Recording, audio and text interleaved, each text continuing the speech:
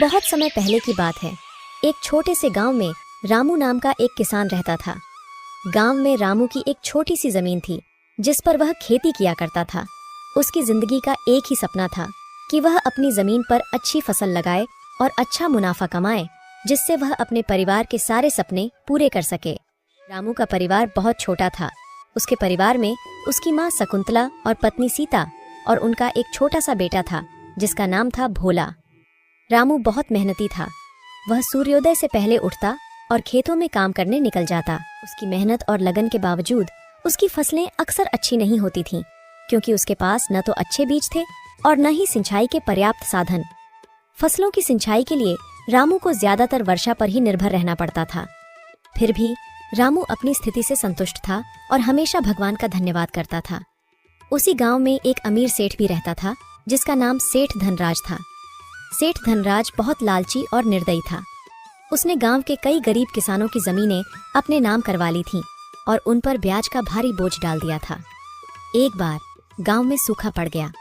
कई महीनों तक बारिश नहीं हुई और किसान परेशान हो गए। रामू की भी फसलें सूख गईं और उसके पास खाने को कुछ भी नहीं बचा। उसकी स्थिति दिन पर दिन खराब होती जा रही थी।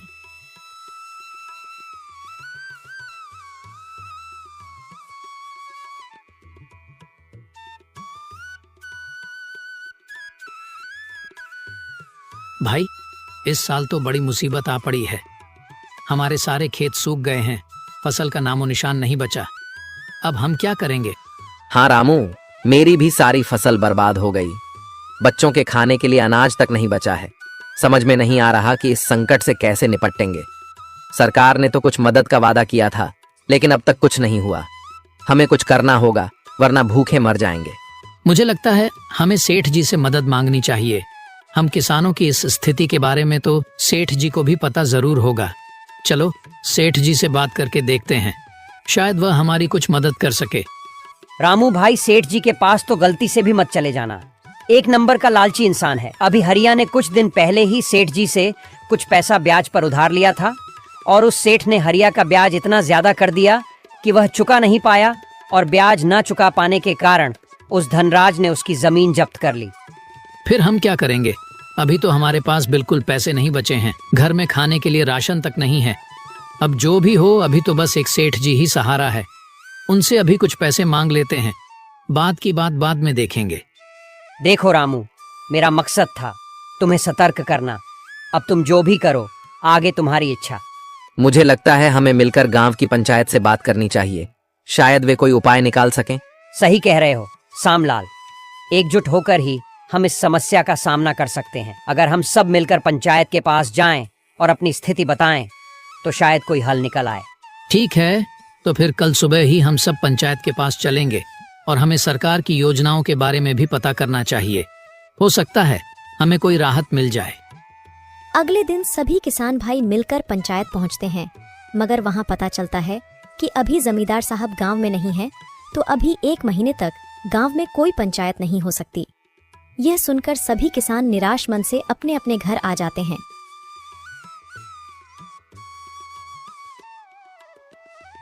सीता, अब क्या होगा? हमारी सारी फसल सूख गई है, खाने को कुछ भी नहीं बचा। हमें कहीं से मदद नहीं मिली तो हम भूखे मर जाएंगे। आप ज्यादा चिंता मत करो, भगवान ने हमें अब तक संभाला है, आगे भी वह हमारी मदद करेंगे। हमें धैर्य रखना होगा। सीता, मैंने सेठ धनराज से कर्ज लेने का सोचा है। शायद वही हमारी मदद कर सके, लेकिन मुझे डर है कि उनकी शर्तें बहुत कठोर होंगी। हाँ, मैं जानती हूँ कि सेठ धनराज बहुत लालची है, लेकिन अभी हमारी स्थिति ऐसी है कि हमें कुछ न कुछ करना ही पड़ेगा। तुम सेठ धनराज से बात कर लो, शायद कोई रास्ता निकल आए। ठीक है, मैं कल सुबह ही सेठ धनराज के पास जाऊंगा। बस भगवान से यही प्रार्थना है कि वह हमें इस संकट से निकाल दें। आखिरकार भूख से मजबूर होकर रामू ने सेठ धनराज से मदद मांगने का निश्चय किया। आओ आओ रामू, क्या हाल है? सुना है तुम्हारी फसलें इस साल बुरी तरह सूख गई हैं। हाँ सेठ जी, इस साल सूखे के कारण हमारी फसलें पूरी तरह से नष्ट हो गई हैं। हमारे पास खाने को भी कुछ नहीं बचा। मैंने सोचा कि आपसे कुछ मदद मांगूं। मदद? हाँ, क्यों नहीं, लेकिन मदद के बदले में मुझे भी कुछ चाहिए। तुम्हारे पास देने के लिए क्या है? सेठ जी, मेरे पास देने के लिए कुछ भी नहीं है, लेकिन मैं वादा करता हूँ जैसे ही मेरी फसल उपज जाएगी, उन फसलों को बेचकर आए पैसों से मैं सबसे पहले आपसे लिया कर्ज भर दूंगा।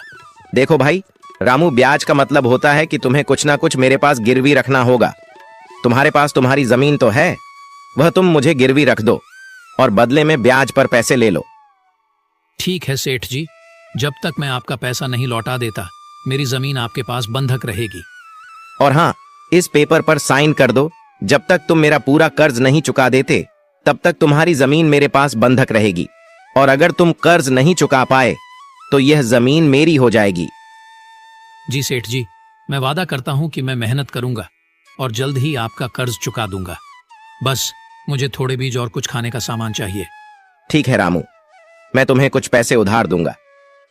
ये लो, तुम्हारे लिए कुछ बीज और खाने का सामान। धन्यवाद सेठ जी। रामू उन कागजों पर अंगूठा लगा देता है।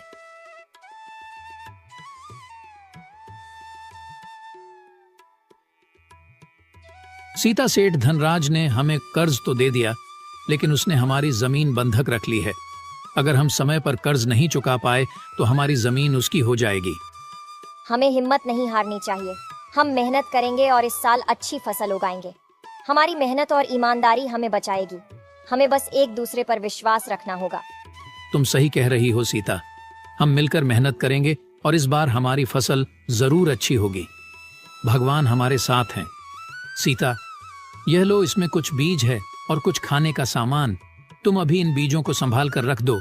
मैं कल सुबह उठकर सबसे पहले खेतों में बीज की रोपाई करूंगा, और इसमें जो खाना है वह तुम सबके लिए निकाल कर ले आओ। अगले दिन से ही रामू खेतों पर कड़ी मेहनत करने लगता है। वह खेतों में बीजों की रोपाई और रोज सिंचाई किया करता था। कुछ ही महीनों में रामू की पूरी फसल पककर तैयार हो जाती है, और अच्छे बीज होने के कारण रामू की काफी अच्छी फसल आती है। इस बार उसकी प्रार्थना भगवान ने भी सुन ली थी, और गांव में इस बार जमकर बारिश हुई। खेतों की सारी फसलें लहलहा ही रही थीं। देखो सीता, हमारी फसल कितनी अच्छी हुई है। अब हम सेठ धनराज का सारा कर्ज चुका सकेंगे। हाँ जी, फसल तो हमारी बहुत ही अच्छी हुई है। हम आज से ही कटाई का काम शुरू कर देंगे और जल्दी से सारी फसलों को बेचकर आए पैसों से सबसे पहले सेठ जी के पैसे वापस कर कर अपनी जमीन छुड़ा लेंगे। सभी किसान बहुत खुश थे। रामू ने भी अपनी फसलों को बेचकर अच्छा मुनाफा कमाया, और अब वह वक्त आ गया था जब रामू को सेठ जी से लिया कर्ज चुकाना था और अपनी जमीन को सेठ जी के पास से छुड़वाना था। सीता, फसलों को बेचकर हमें काफी अच्छा मुनाफा हुआ है। मैंने कहा था ना, हमारी मेहनत और ईमानदारी हमें बचाएगी। अब चलो जल्दी से सेठ का कर्ज चुकाकर अपनी जमीन वापस ले आएं। दोनों सेठ धनराज के घर जाते हैं। सेठ जी, यह लीजिए, आपके पैसे जो मैंने आपसे कर्ज लिया था उसका पूरा ब्याज मिलाकर ये पैसे हैं। अब आप हमें हमारी जमीन वापस कर दीजिए। यह तो बहुत ही कम पैसे हैं। तुम्हारा कर्ज अब पहले से भी ज्यादा हो गया है, क्योंकि तुमने समय पर ब्याज नहीं चुकाया। अब तुम्हें और मेहनत करनी होगी। पर सेठ जी, आपने तो कोई निश्चित तारीख नहीं बताई थी। आपने तो कहा था कि जब पैसे आ जाए तो तुम यह जमीन छुड़वा सकते हो, और अब आप कह रहे हैं कि हमने समय पर ब्याज नहीं चुकाया। सेठ जी, मैं तो समय पर ही ब्याज देने आया हूँ। जैसे ही मेरी फसल पककर तैयार हुई, मैं फसलों की कटाई शुरू कर दी, और फसलों को बेचकर जो पैसे मिले उसे सीधा आपके पास ही लेकर आया हूँ। देखो रामू, इस कागज पर साफ साफ लिखा है, अगर तुमने 15 दिनों के अंदर ब्याज के लिए हुए पैसे वापस नहीं किया तो यह जमीन मेरी हो जाएगी, और अगर उसके बाद भी तुम्हें अपनी जमीन वापस चाहिए तो तुम्हें 20% और ब्याज देना होगा। यह अन्याय है। हमने पूरी रकम चुकाई है। आप हमारे साथ ऐसा नहीं कर सकते। यही सच है। अगर तुम्हें अपनी जमीन वापस चाहिए तो 20% ब्याज का पैसा लेकर आओ। अब जाओ और ज्यादा मेहनत करो। अभी तो हम जा रहे हैं सेठ धनराज जी, पर याद रखना, मैं अपनी जमीन तुमसे वापस लेकर ही रहूंगी। तुम्हारी बेईमानी के बारे में मैं सारे गांव वालों को बताऊंगी कि किस तरह तुम गरीब और भोले भाले किसानों का फायदा उठाते हो। सीता और राम निराश मन से सेठ जी के घर से आ गए और सेठ जी द्वारा किए गए धोखे को गांव के सभी किसानों को बताया। ये बात सुनकर गांव के सभी किसान बहुत क्रोधित हो गए। यह सेठ धनराज अपने आप को समझता क्या है। अगर ऐसा ही चलता रहा तो देख लेना एक दिन यह सेठ हम सभी किसानों को ले डूबेगा। हमें सेठ के खिलाफ कुछ ना कुछ तो करना ही होगा। हाँ, लेकिन सबसे पहले यह सोचो कि रामू की जमीन उस सेठ धनराज से कैसे छुड़वाएं। वह सेठ तो यह जिद करके बैठा है कि रामू 20% ब्याज और ज्यादा देगा तभी उसकी जमीन वापस करेगा। हमें पंचायत में जाकर इसकी शिकायत करनी चाहिए। अब तो जमींदार साहब भी घर आ गए होंगे। लेकिन मुझे लगता है एक बार हमें सेठ धनराज से भी बात कर लेनी चाहिए। अगर सेठ धनराज प्यार से मान जाता है तो ठीक, वरना फिर हम पंचायत में ही इसकी शिकायत करेंगे। सभी किसान मिलकर सेठ धनराज के पास पहुंच जाते हैं। सेठ धनराज जी, आपने रामू की जमीन को क्यों हड़प रखा है? आप उसकी जमीन वापस कर दीजिए। आपको रामू ने जब सारे पैसे दे दिए हैं तो आप उसकी जमीन वापस क्यों नहीं कर रहे हैं? तुमसे किसने कहा कि रामू ने सारे पैसे वापस दे दिए हैं? रामू ने बस कुछ पैसे वापस दिए हैं, बाकी ब्याज के पैसे देने अभी बाकी है। जब तक वह पैसे मेरे हाथ में नहीं आते रामू की जमीन वापस नहीं मिलेगी। देखिए सेठ जी, इतना तो हमें भी पता है कि आप ब्याज पर पैसे देने के बदले हम गरीब किसानों को बहुत भारी लूटते हैं। अगर आप रामू की जमीन सीधे सीधे वापस नहीं करेंगे तो हम पंचायत में जाएंगे, और अगर एक बार आपका नाम हमने पंचायत में दे दिया तो आपको भी पता है कि पूरे गांव में आपकी कितनी बदनामी होगी। तो आप सीधे सीधे अगर रामू की जमीन वापस कर सकते हैं तो कर दीजिए, वरना हम पंचायत में जाएंगे। पंचायत का नाम सुनकर सेठ धनराज थोड़ा घबरा जाता है। अगर यह बात पंचायत तक पहुंच गई तो पूरे गांव में मेरी बहुत बदनामी होगी। नहीं नहीं, मैं ऐसे होने नहीं दे सकता। लगता है इस रामू की जमीन वापस करनी ही पड़ेगी। एक काम करता हूँ, इसकी जमीन वापस कर ही देता हूँ।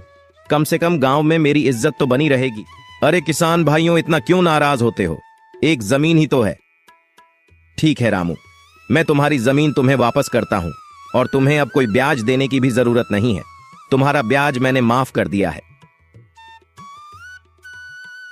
इस घटना ने रामू को सिखाया कि मेहनत और ईमानदारी से हर मुश्किल को पार किया जा सकता है। साथ ही गांव के लोगों ने भी सीखा कि एकता में बल होता है। रामू और उसका परिवार अब खुशी खुशी अपने खेतों में काम करते हैं और गांव के लोग भी मिलकर एक दूसरे की मदद करते हैं। इस प्रकार गरीब किसान रामू ने अपनी मेहनत, ईमानदारी और गांव की एकता से अपनी जमीन और इज्जत दोनों को बचा लिया।